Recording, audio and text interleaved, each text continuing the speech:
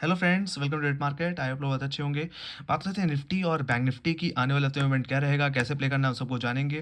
बाकी अगर आपके कोई क्वेश्चन होंगे तो आप कमेंट सेक्शन में लिख के ज़रूर पूछ सकते हैं। और फिलहाल मैं अभी छुट्टी पे हूँ, तो yes definitely I am so sorry, live session नहीं हो पा रहा है। बट फिलहाल जो आपके लिए इंपॉर्टेंट है इस समय, उसको मैं रिकॉर्ड करके ज़रूर भेज रहा हूँ। आई होप ये आपके लिए आने वाले हफ्ते में बहुत ही ज़्यादा हेल्पफुल रह सकता है। और राइट, बाकी हम अपडेट्स अपने सोशल मीडिया हैंडल्स पे लगातार दे रहे हैं गाइस। भले ही हम यूट्यूब पे एक्टिव नहीं है, बट सोशल मीडिया हैंडल्स में हम पूरी तरह एक्टिव हैं। तो वहाँ पे बाकी अपडेट्स के लिए आप हमें फॉलो करके चल सकते हैं। लिंक डिस्क्रिप्शन बॉक्स में ही है। तो शुरुआत सबसे पहले निफ्टी से कर लेते हैं। निफ्टी में आखिर हुआ क्या। तो अगर मैं फरवरी की अगर बात करूँ, तो जो हमने करेक्शन देखी कहीं ना कहीं 23,800 से कहीं ना कहीं 22,000 है ना, ऑलमोस्ट देखा जाए तो 7.5% का करेक्शन ऑलरेडी हम देख चुके हैं निफ्टी में। और उसके बाद हमने निचले स्तर से एक शॉर्ट कवरिंग भी देखी। मैं सही बताऊं तो ये लेवल्स मैंने ऑलरेडी अपने क्लाइंट्स को और आप लोगों को बता रखा था। अगर मैं स्टॉक ट्वीट्स पे अगर आपको लेके चलूं, तो यहाँ पे बहुत ही साफ लिखा हुआ था। ये पोस्ट है 3 तारीख का, 3 मार्च को, जब निफ्टी ने 22,000 की डिप लगाई थी। और मैंने बहुत ही प्रॉपर एनालिसिस के साथ आपके साथ ये पूरा व्यू शेयर किया था कि Nifty is looking very very bearish and we can and definitely oversold situation है। और बहुत ही इंपॉर्टेंट पुटराइटर के लेवल पे है। 22,000 का लेवल एक बड़ा पुटराइटर का लेवल था। सो आई जस्ट एक्सपेक्टिंग या जस्ट एक्सपेक्टेड कि ऑलमोस्ट 4% की मतलब यहाँ पे शॉर्ट कवरिंग देखने को मिल सकती है। और अगर आप ध्यान से देखें तो निफ्टी में 22,000 की डिप लगाने के बाद, या बोलो 21,950 की डिप लगाने के बाद जो रिकवरी आई, ऑलमोस्ट 3% ऑलरेडी रिकवर हो चुका है। तो अगर आपने हमारी एनालिसिस को ध्यान से पढ़ा होगा तो आपको बहुत अच्छा प्रॉफिट हुआ होगा, बहुत अच्छा फायदा हुआ होगा। और देखा जाए तो फ्राइडे का जो हाई था वो 22,633 है। All right. सो फिलहाल अब क्या, अब क्या यहाँ से हम एक्सपेक्ट कर सकते हैं। तो अगर गाइस पहले अगर मैं फंडामेंटल्स की अगर बात करूँ, तो सिंपल सी बात है, अभी भी यूएस सिचुएशंस अभी भी उतनी बेहतर नहीं लग रही हैं। और फ्राइडे को पॉवेल की टेस्टिमनी भी थी। और राइट, और उन्होंने साफ साफ यहाँ पे बोला हुआ है कि उनको और बेहतर क्लैरिटी की ज़रूरत है, उन्हें कोई जल्दबाजी नहीं है। अगर आप ध्यान से यहाँ पे अगर पढ़ेंगे तो यहाँ पे लिखा हुआ है कि कोई जल्दबाजी नहीं है उनको रेट कट करने के लिए, जब तक कोई क्लैरिटी नहीं मिलेगी ट्रम्प की तरफ से पॉलिसीज़ को लेकर के, तब तक नहीं। क्योंकि आपने देखा ही होगा फरवरी में मैक्सिको और कनाडा पे कहीं ना कहीं लगाया था उन्होंने टैरिफ, और उसके बाद फिर हटा दिया, और फिर बाद में अब ये दोबारा। तो ये सिचुएशंस कहीं ना कहीं यहाँ पे कंफ्यूजन पैदा कर रही हैं पॉलिसीज़ को लेकर के। तो मेरा मानना है कि यहाँ पे थोड़ा टाइम लगेगा, और ये वॉलेटिलिटी आने वाले हफ्ते में भी हमें देखने को मिलने वाली है। बाकी जहाँ तक बात की जाए इवेंट्स की, तो डेफिनेटली यस, आने वाले हफ्ते में जॉब नंबर्स भी हैं, और यूएस का इन्फ्लेशन नंबर भी आना है, और पीपीआई नंबर भी आने आए। तो मुझे लगता है इस पे भी मार्केट रिएक्ट करेगा। ऑल राइट, तो आप सीधे आ जाते हैं निफ्टी पे। सीधे मंडे सेशन की बात कर लेते हैं। तो मेरा मानना है मंडे के दिन आपका जो फ्राइडे का हाई और लो है उसको जरूर मार्क करके रखना। फ्राइडे का हाई क्या था आपका, था 22,633, और लो क्या था 22,464। तो आपके अगर रेजिस्टेंस की अगर बात कर ली जाए, तो फ्राइडे का हाई आपका पहला रेजिस्टेंस होगा, बाकी 22,600 और 22,633 रेजिस्टेंस जोन रहने वाला है। तो पे निचले स्तर पे सपोर्ट की बात कर ली जाए, तो 22,464 और 22,500 आपके लिए सपोर्ट रहने वाला है गाइस। ऑल राइट, बाकी मेरा मानना है जहाँ पे निफ्टी आकर के थमा है, वहीं पे निफ्टी का 20 डे एक्सपोनेंशियल मूविंग एवरेज भी देखने मिलता है। ये आता है 22,690 के लेवल पे। सो मेरा मानना है जो नेक्स्ट मेजर हर्डल आने वाला है वो कहीं ना कहीं 20 डेमा पे है। और एक बार 20 डेमा अगर निफ्टी अगर निकाल देता है, तो मुझे लगता है ये शॉर्ट कवरिंग थोड़ी और तेज़ी पकड़ सकती है। और जैसा कि मैंने अपने पोस्ट में बताया कि ज़्यादा से ज़्यादा ये 22,900 23,000 की तरफ जा सकता है। तो मुझे लगता है वहाँ तक की स्विंग निफ्टी में देखने को मिल सकती है। और ऐसा मैं इसलिए भी बोल पा रहा हूँ क्योंकि आईटी सेक्टर काफ़ी ज़्यादा पिटा हुआ है गाइज। अगर मैं निफ्टी आईटी की बात करूँ, तो 37,820 के आसपास देखने को मिलता है, और वही शॉर्ट कवरिंग कहीं ना कहीं निफ्टी को थोड़ा सा मदद करती हुई दिखी।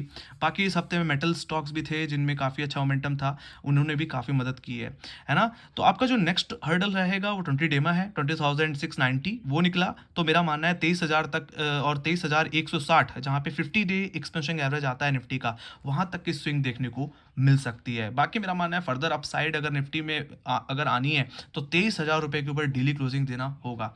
नहीं तो अभी आने वाले हफ्ते में ज़्यादा से ज़्यादा मैं सिर्फ 23,000 तक की ही स्विंग एक्सपेक्ट कर पा रहा हूँ।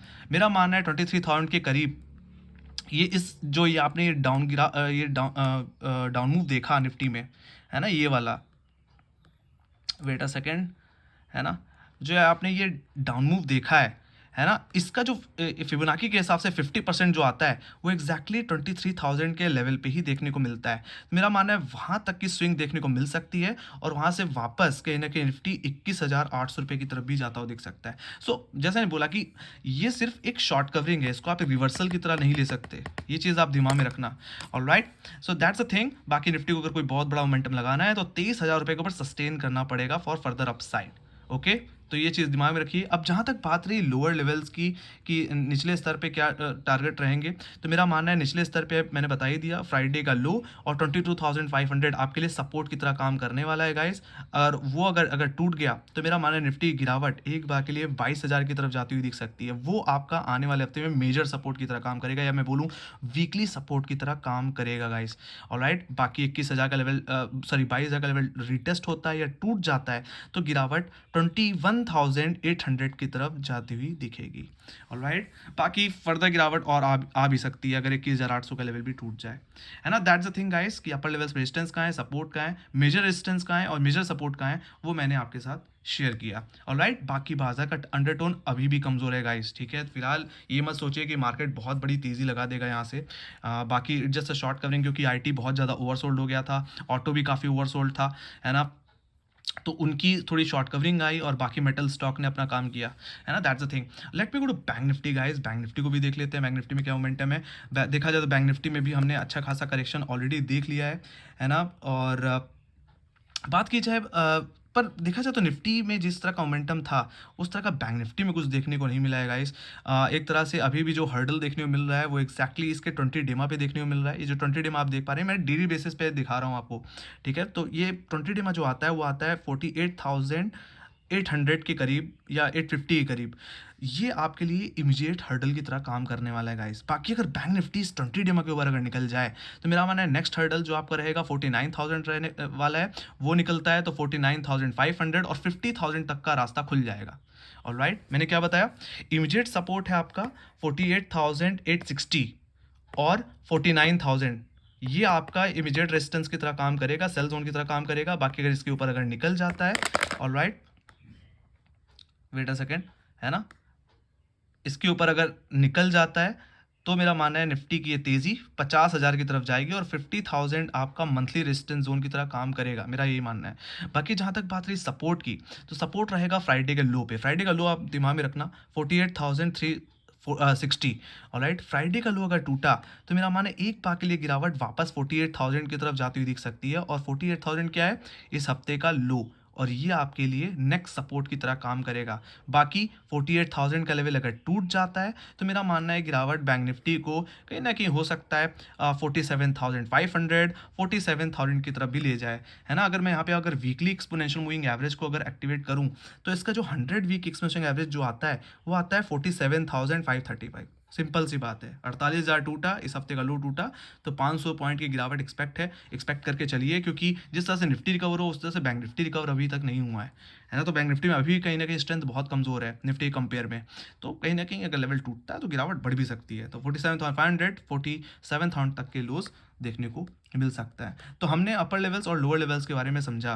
बाकी अगर थोड़ा दोबारा अगर मैं दोहरा दूँ तो फिलहाल अपर लेवल्स रेजिस्टेंस है 48,850 और 49,000 के लेवल पे।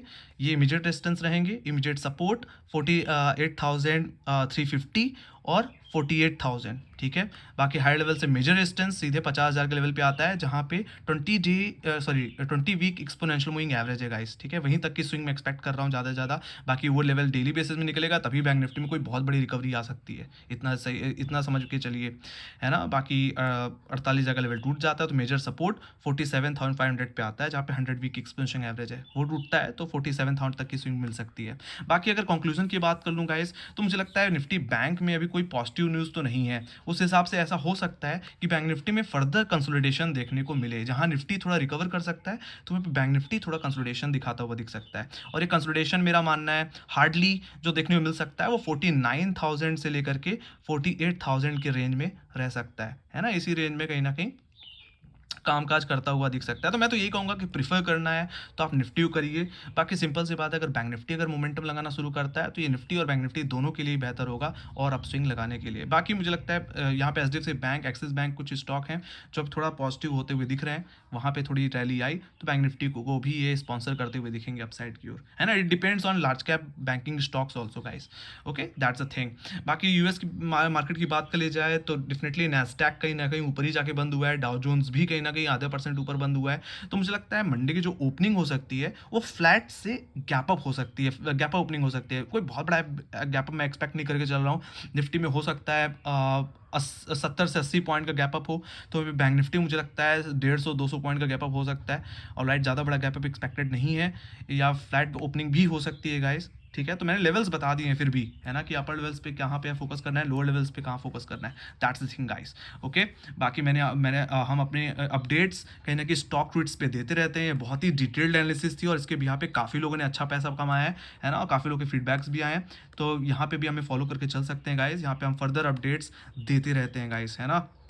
हर चीज़ यहाँ पे शेयर होती है गाइस, तो यहाँ पे फॉलो कर सकते हैं। लिंक डिस्क्रिप्शन बॉक्स में आपको मिल जाएगी, है ना। बाकी ब्रॉडर रिपोर्ट्स हम अपनी ऑफिशियल वेबसाइट www.8bitmarket.in पे शेयर करते हैं, वहाँ से भी आप हमें फॉलो करके चल सकते हैं। लिंक डिस्क्रिप्शन बॉक्स में मिल जाएगी, है ना। यहाँ पे हमने आईपीओ के बारे में बताया कि आईपीओ में इतना स्लो डाउन क्यों है, उसको हमने यहाँ पे शेयर किया है। बाकी जो ट्रेड वॉर चल रही है उससे इंडियन कौन कौन से सेक्टर्स पे इम्पैक्ट पड़ सकता है, उसके बारे में भी हमने बहुत डिटेल में शेयर कर रखा है। तो यहाँ पे हमारी इंपॉर्टेंट रिपोर्ट, ब्रॉडर रिपोर्ट्स पढ़ सकते हैं और मार्केट की सिचुएशन के बारे में समझ सकते हैं कि कुछ हो रहा है तो क्यों हो रहा है। यहाँ पे अगर आपको समझ में आ जाएगा तो मुझे लगता है आप मार्केट को भी बहुत बेहतर तरीके से समझ पाएंगे और ट्रेड कर पाएंगे। That's the thing guys. अगर आपको मेरा व्यू पसंद आया तो make sure guys like share subscribe जरूर देना और फॉलो कर लेना इसी तरह वीडियोस पाने के लिए। Alright, so bye guys, see you next video, take care guys.